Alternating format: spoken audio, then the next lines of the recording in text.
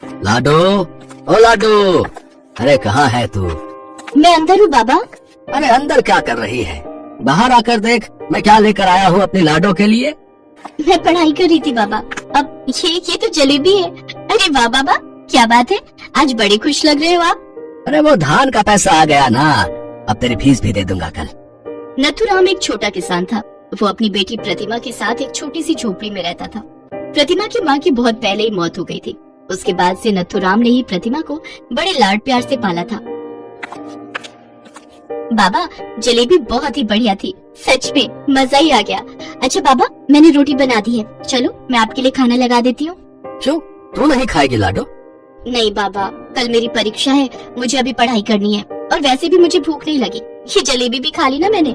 प्रतिमा को पढ़ने लिखने का बहुत शौक था, तो नथुराम ने भी ठान लिया था कि जब तक प्रतिमा चाहेगी वो उसे पढ़ाएगा। लेकिन होनी को तो कुछ और ही मंजूर था।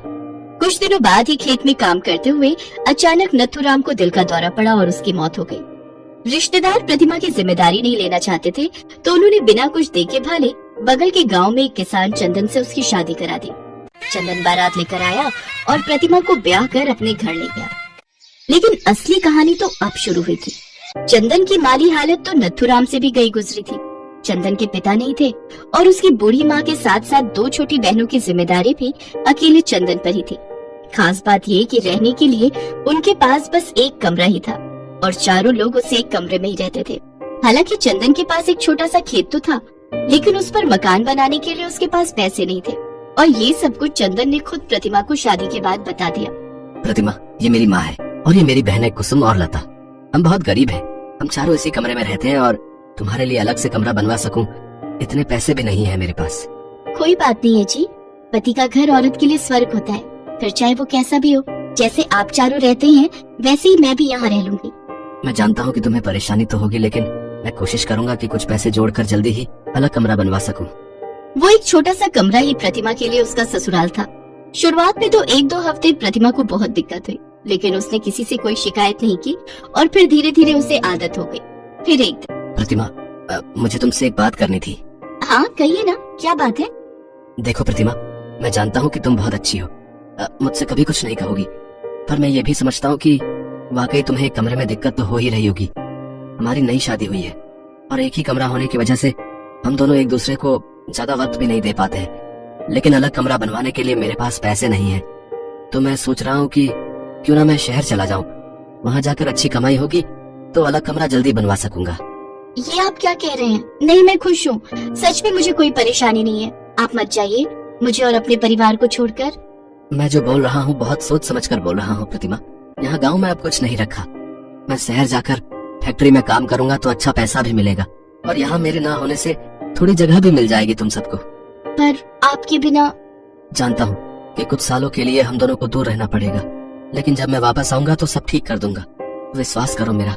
वैसे भी प्रतिमा, कुछ पाने के लिए कुछ तो खोना ही पड़ता है ना। चंदन फैसला कर चुका था। प्रतिमा को बुरा तो लग रहा था, लेकिन वो भी जानती थी कि चंदन ठीक कह रहा है, इसीलिए उसने चंदन को नहीं रोका।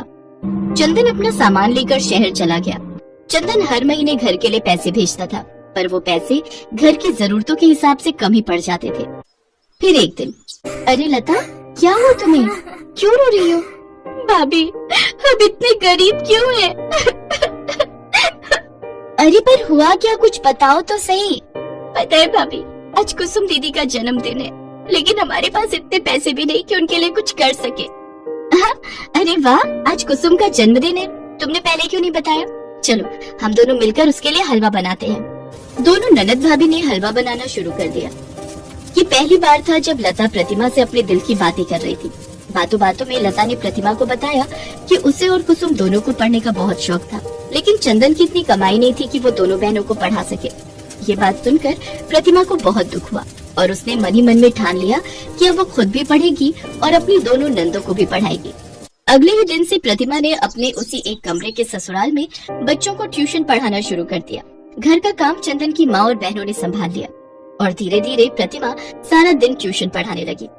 वो बाकी बच्चों के साथ अपनी दोनों नंदों को भी पढ़ाती। और फिर एक दिन, भाभी आप क्या पढ़ रही हो? लता, ये यूपीएससी की किताब है।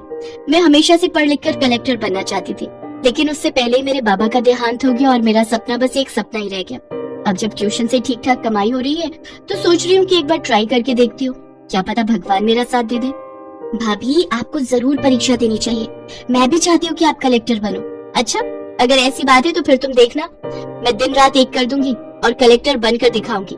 प्रतिमा कसम खा चुकी थी, उसने खुद को दिन रात पढ़ाई में झोंक दिया। प्रतिमा की प्रतिज्ञा पूरी करने के लिए उसकी सास और उसकी दोनों नंदे भी जुट गई। वो तीनों पूरी कोशिश करती कि प्रतिमा को कम से कम काम करना पड़े ताकि वो पढ़ाई पर जोर लगा सके। सबकी मेहनत रंग लाई और प्रतिमा ने पहले ही अटेम्प्ट में यूपीएससी की परीक्षा क्लियर कर ली। प्रतिमा ने जो ठाना था वो कर दिखाया था, वो अब आईएएस बन चुकी थी। ट्रेनिंग पर जाने से पहले चंदन प्रतिमा से मिलने आया, उसे अपनी पत्नी पर बहुत गर्व हो रहा था। फिर ट्रेनिंग के ठीक 1 साल बाद प्रतिमा को नियुक्ति मिल गई। उसे रहने के लिए एक शानदार बंगला मिला। प्रतिमा उस बंगले में अपने पूरे परिवार के साथ रहने आई। डिप्टी कलेक्टर साहिबा, जरा सुनिए। जी कहिए।